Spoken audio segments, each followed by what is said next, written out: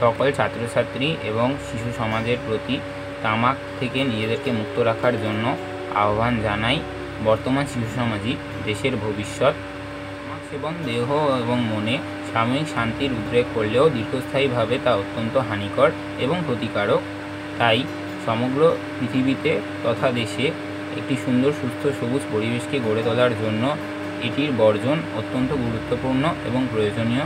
তাই সমাজের সকল শ্রেণীর মানুষের প্রতি এই আহ্বান জানাই, যাতে সবাই একত্রিত হয়ে সংঘবদ্ধভাবে তামাক সেবনের বিরুদ্ধে রুখে দাঁড়াতে পারি এবং তামাক সেবনকে বর্জন করি।